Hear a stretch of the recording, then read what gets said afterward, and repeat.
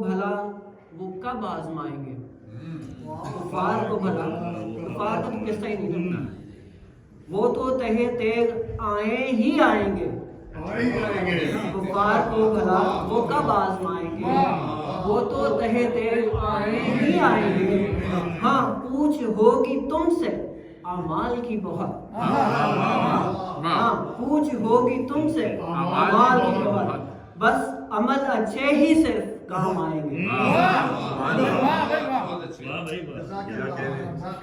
ہے یقین مجھے کہ ہیں موجود امام ہر طرف، ہے یقین مجھے کہ ہے موجود امام ہر طرف، بس آ کر ہمارے نفس کا پردہ اٹھائیں گے.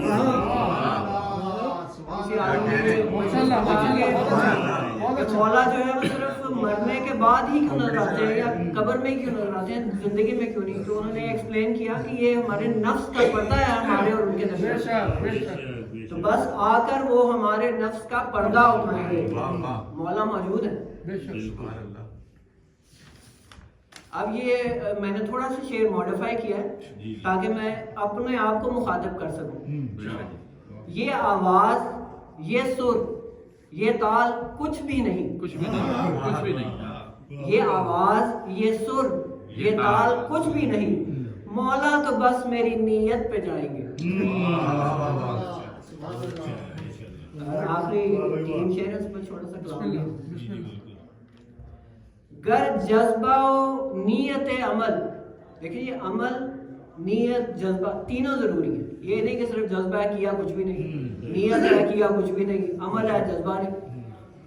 گر جذبہ و نیت عمل ہے درست تو ہمت کرو جواد.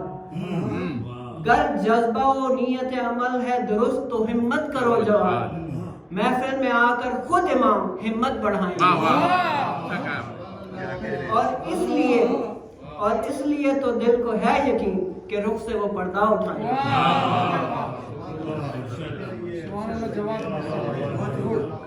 تو اب یہ جو کلام میں پیش کرنے لگا ہوں، پیارے خان صاحب نے پڑھا اور لکھا بھی کسی نے ہوگا، اللہ ان کو جزائے خیر دے.